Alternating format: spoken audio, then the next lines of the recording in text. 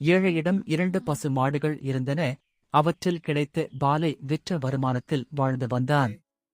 குடும்பம் நடத்த போதுமானதாக இல்லை. மனைவி, குழந்தைகளுடன் வறுமையில் வாடினான். ஏழ்மையை போக்க மாற்று வழி தெரியாமல் தவித்தான். ஒருமுறை அவன் வசித்த ஊருக்கு வந்திருந்தார் ஒரு ஞானி. அவரிடம் மிகுந்த சக்தி இருப்பதாக பேசிக் கொண்டனர். அவரை சந்தித்து ஆலோசனை பெற சென்றான் ஏழை.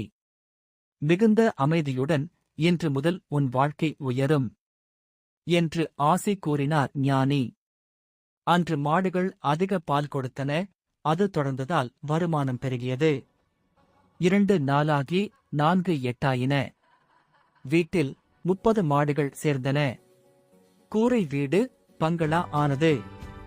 திரும்பிய இடமெல்லாம் செல்வம் செழித்தது. ஓய்வெடுக்க நேரமில்லை. ஓடி ஓடி உழைத்துக் கொண்டிருந்தான் அந்த ஏழை. ஆண்டுகள் ஓடின. ஞானி மீண்டும் அந்த ஊருக்கு வந்தார். கடந்த பயணத்தின் போது ஆசி பெற்ற ஏழை பெருஞ்செல்வந்தன் ஆகியிருந்ததை அறிந்து மகிழ்ச்சி அடைந்தார். தேடி வருவான் என்று எதிர்பார்த்தார். 3 நாட்கள் கடந்த பின்னும் வரவில்லை. நேராக அவன் வீட்டுக்கு சென்றார் ஞானி. கனிவுடன் வரவேற்று அமர் வைத்தாள் அவன் மனைவி. மாடுகளை குளிப்பாட்டிக் கொண்டு இருந்தான் கணவன். ஞானியின் வருகை குறித்து தெரிவித்தாள்.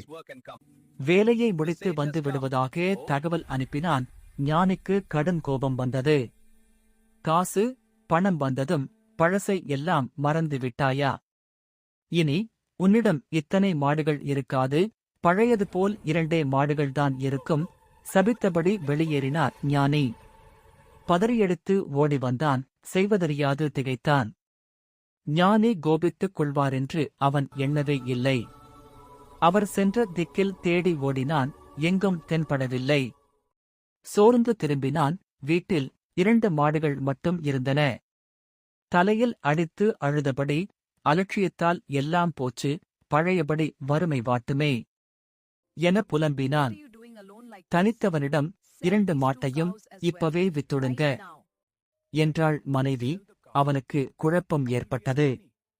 மாட்டை விற்றால் வருமானத்துக்கு என்ன வழி? எதுவும் புரியாமல் கேட்டான். மாடுகளை விற்க மறுபடியும் வலியுறுத்தினாள் மனைவி.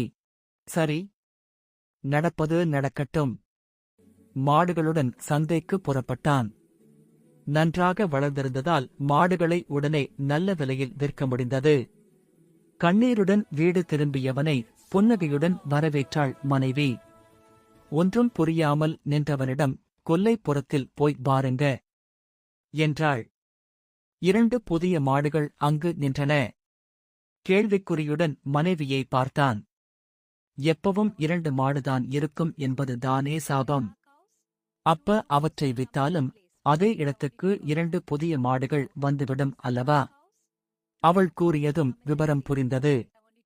அவற்றை சிறப்பாக பராமரித்து விற்றான். அந்த வருமானத்தில் மகிழ்வுடன் வாழ்ந்தான்.